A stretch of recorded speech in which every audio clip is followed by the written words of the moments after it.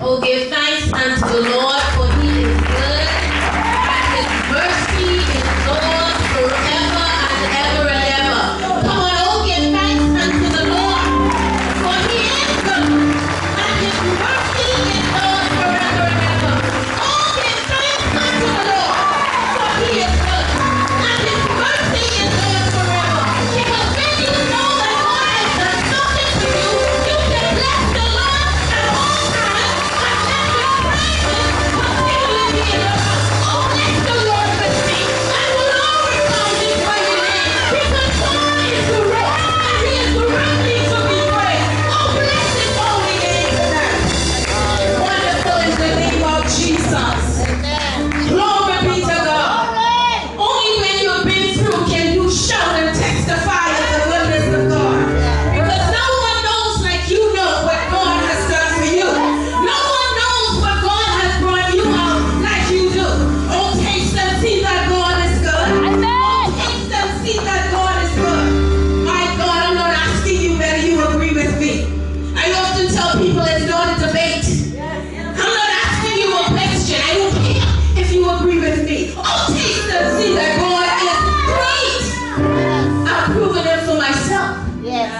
So I know he's great. Yes. I don't need your opinion. We're not having a discussion on the matter. God is great. And I bless the Lord. Apostle, I'm honored to be here.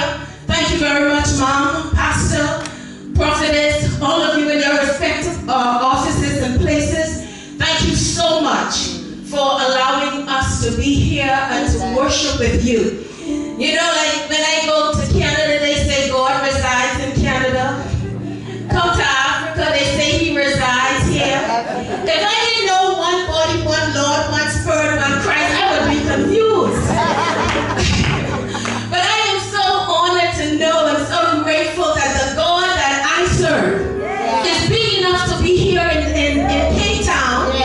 He's large enough to be in Canada, huge enough to be in the Bahamas, and still be here with me, in me.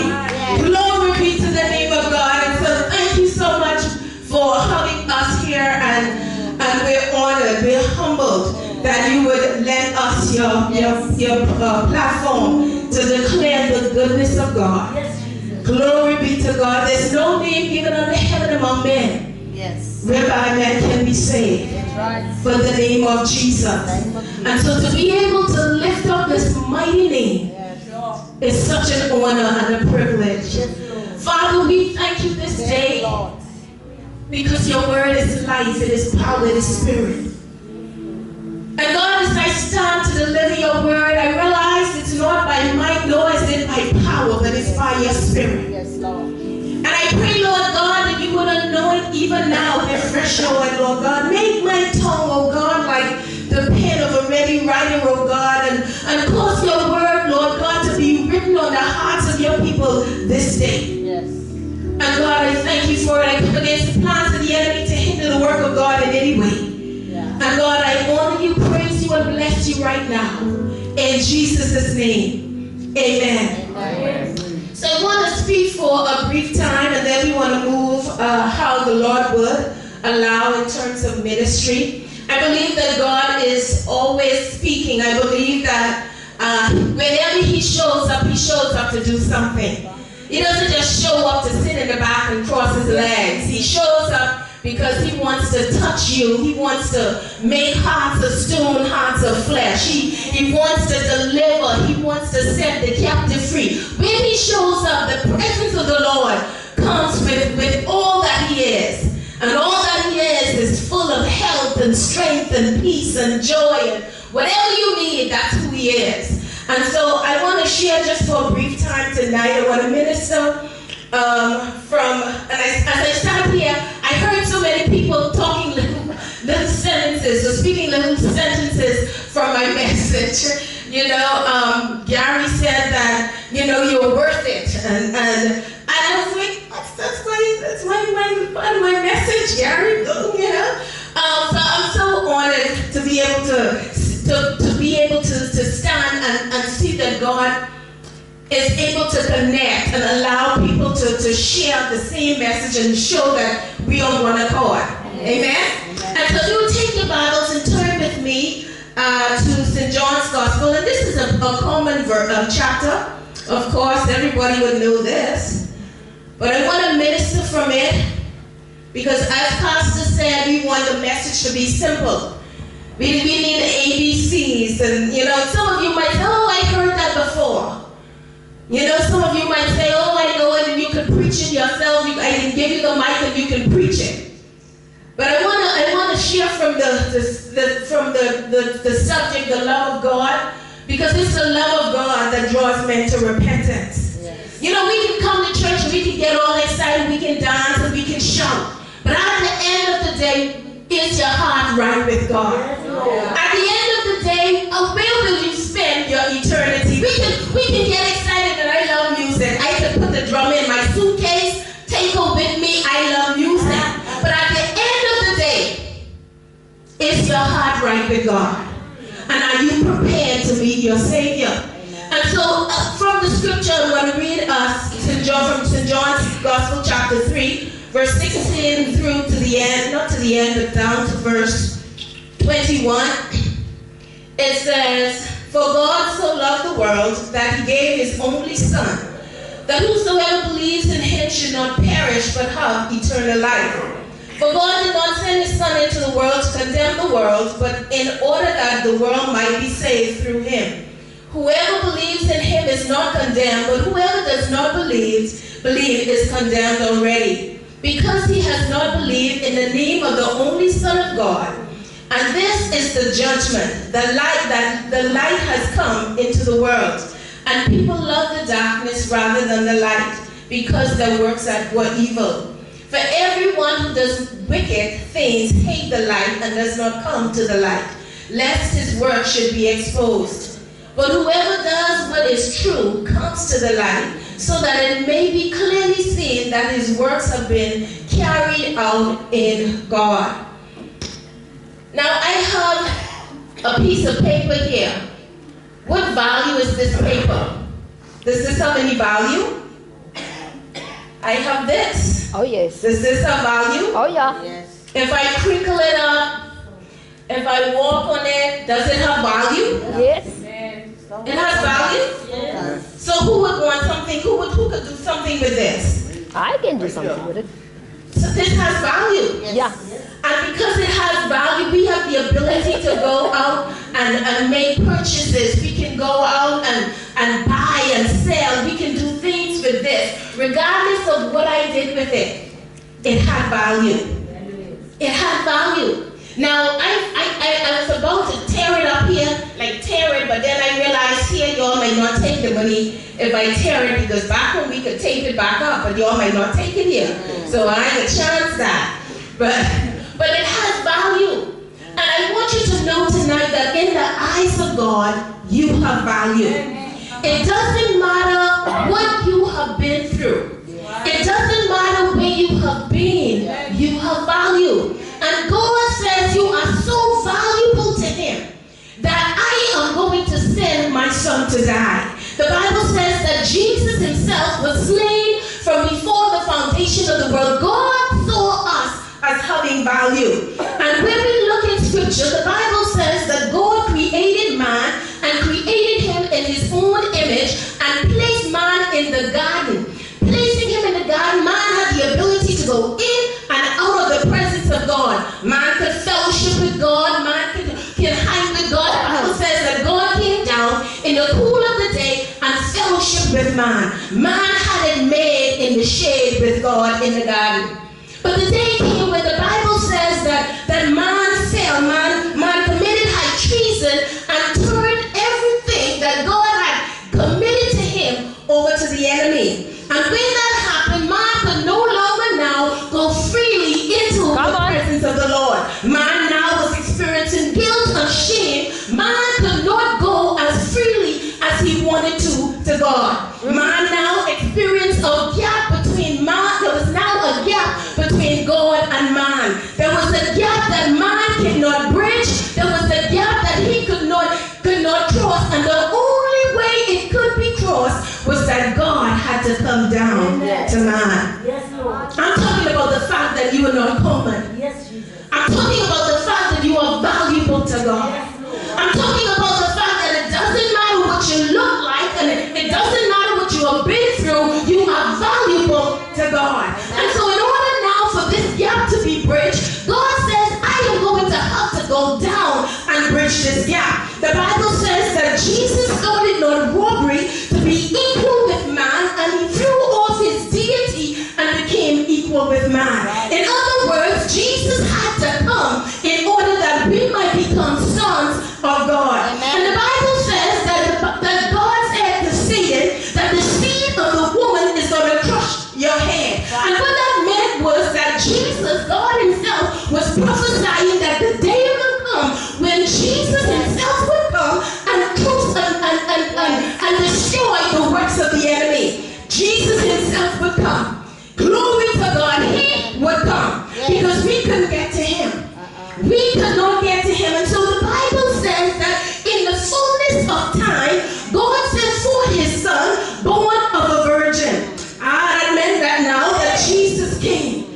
He came as a baby, born of a virgin. He did not come as a deity. He came as a man.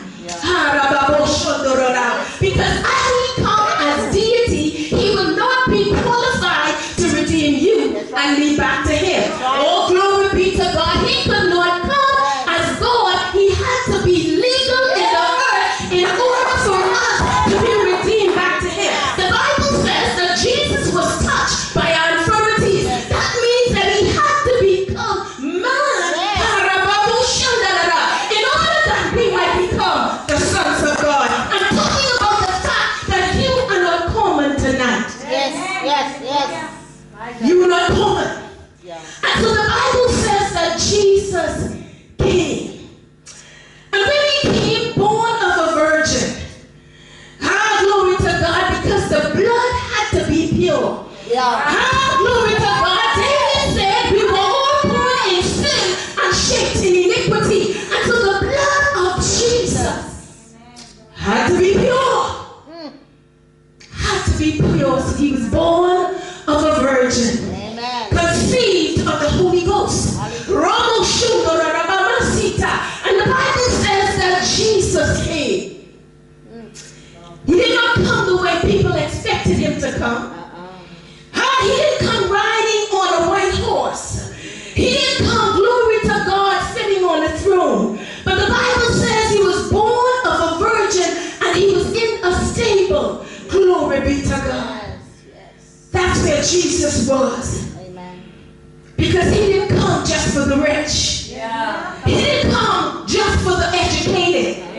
He came for whosoever will call on the name of the Lord. The Bible says that is the one who should be saved. I'm here to let you know tonight, you are not common. I don't care what people have said to you, and I don't care what your generation history has been. I'm here to let you know you are not common tonight. So Jesus came. And when he came, he walked. He was born, grew up, and walked the face of the earth. He was a carpenter. And the time came, though, when he began to do ministry. And the Bible says that he went about all the cities and villages and healing all who were sick and oppressed of the devil. Jesus came, glory to God, to destroy the works of the enemy. I don't know what you're dealing with tonight, but Jesus came. I don't know what you're facing tonight, but Jesus came. So you don't have to be in bondage tonight.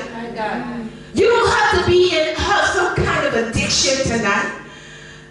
You don't have to be in any kind of yoke situation that the enemy has put you in, because Jesus came. Had he not come? Had he not come? We would be lost. Had he not come? But thank God Jesus came. The Bible says that the time came, however, when he had to be crucified.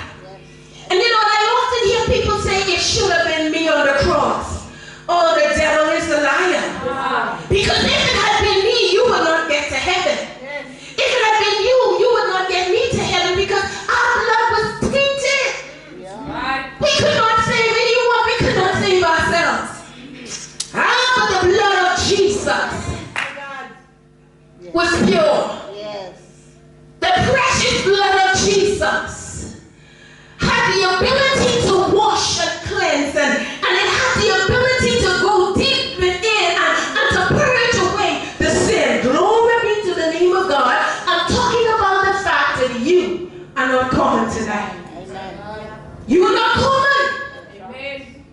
What has your mother said about you? Did your mother say, I didn't want you because I have 4 kids? Did your mother say to you, I don't want you because you were a product of rape? What have you heard about you? Because I'm here to change that distortion and to let you know that you are not common and God is in love with you. Amen. I'm in love with you. And so there's nothing you can do. There's nothing you can ever say to cause him to stop loving you. Amen. You might feel condemned. Oh, I've done this. Oh, I've been in the church for so long and I messed up on God and God doesn't love me anymore. That's a lie. That's a lie. God loves you. You are his crowning creation. The Bible says God created heaven and earth. He made fish and he made the fish in the sea and all the birds. And when he made all those things, he said it was good. But oh, when he made his crowning creation, it was very good. God says you are his crowning creation. And God says, hallelujah, I'm in love with you tonight. So Jesus came. And Jesus went to the cross. He went to the cross. And what I love about Jesus is that he could have called thousands of angels to rescue him. He could have called legions to rescue him, but he stayed on the cross. For the joy that was set before him, he endured the cross. For the joy of knowing that the day will come when you will say, come into my heart, Lord Jesus. For the joy of knowing or seeing that you will one day welcome him, he stayed on the cross. For the joy that was set before him, he endured the cross. He endured his back being whipped 39 times for everything, every sickness that you could ever imagine. For every addiction you could ever imagine.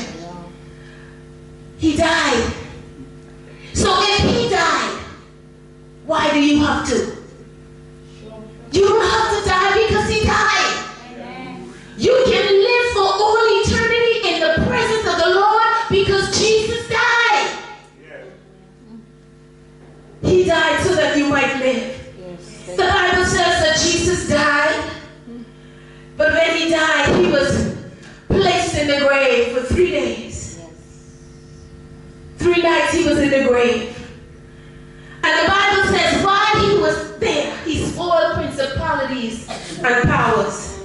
He made a show of them openly. And what that means is that Satan doesn't have the power and authority that he thought he had. In other words, Jesus took it all from him because of the death of the cross. The Bible says Jesus was obedient even to the death of the cross. And what that meant is that it brought for us victory over the plans and the works of the enemy. Amen. I'm talking about the fact that you're not common tonight. Amen. You are not common tonight. And God doesn't want you to think that you're common. Yeah, the enemy wants you to go around thinking you're nobody. I remember as a child growing up, there was this song, I'm nobody's child, I'm nobody's child, just like a flower, I'm running wild. Nobody loves me, no one cares. Beautiful song. I remember I would sit down and think, oh, that's so pretty, pretty. What foolishness though? What foolishness? I am the child of the Most High God. How in the world am I nobody's child? I am not running wild. Nobody loves me. No one. Yes, God loves me. For God so loved the world that he gave his only begotten Son, that whosoever believeth in him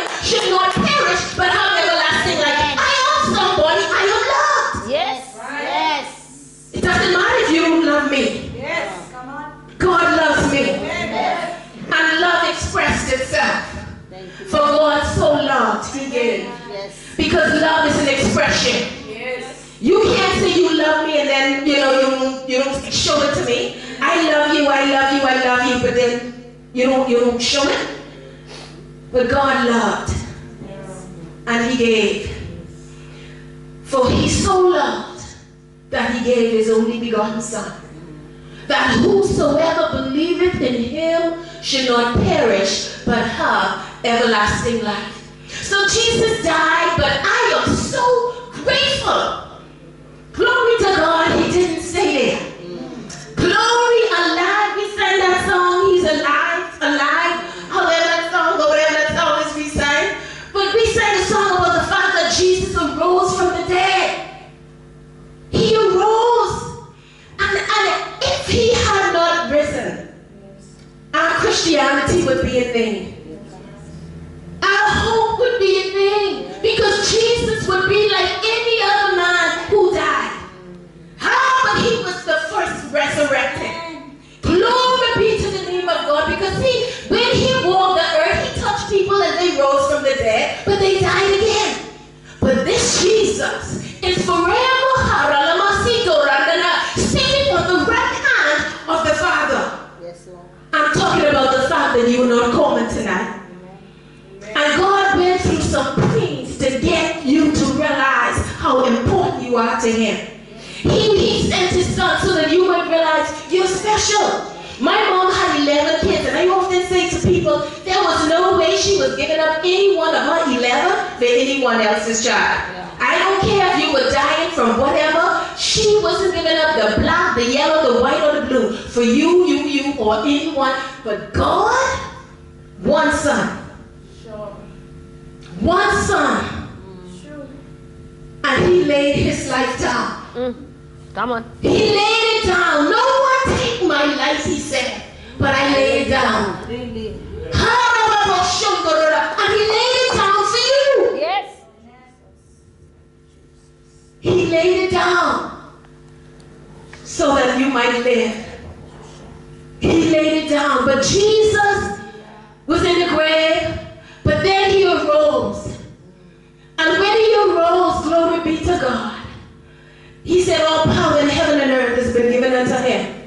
And that is the same power that he has given unto us. Jesus is no longer dead, people. Yeah. He's no longer in the grave. He's no longer on the cross. He's now seated on the right hand, on the side of authority in heaven. You need to know tonight that God is so in love with you. So in love with you that he gave. So in love with you that his love for you will not be broken. So in love with you just because he is God, the God of love, he cannot but love you. God is in love with you. Because you're not common to him. You're not common. And his love for you tonight is unconditional. His love for you, he says he doesn't love you just because you bring your tithes and offering. He doesn't love you just because you live on the right side of the track. He doesn't love you because you're beautiful, you're slim, or you're wet. No. He loves you just because. Just because. And there's nothing you will ever do to break that love. I remember I was in a relationship some time ago, and I remember this young man saying, I love you. Man, I will give you this, I will do the next thing, I'll cross this, I'll buy this, I'll go here with you. The time came when he left. He didn't love me anymore. Boy, did I cry? Jeez, will I cry? Heartbroken. But God isn't going to break your heart. God will never break your heart because his love for you is unconditional. That young man loved me conditionally. He loved me because of what I could give him or could not give him. He left. But God, his love for you is unbroken. Amen. His love for you is unbroken. So true. And God sent his Son, people. He sent his Son. What else does he have to give for you? What else does he have to give for you to realize how special you are to him? If he gave his son, what else could he give? Because he gave heaven's best. He didn't give an angel. He had thousands of angels. He could have sent an angel, go die, and still have thousands more. But he gave his only son. And for all eternity, Jesus will be in heaven with scarred hands, scarred feet. And there will always be a recollection of what he did and how he expressed his love for us. Whosoever shall call on the name of the Lord, that is the one that shall be saved.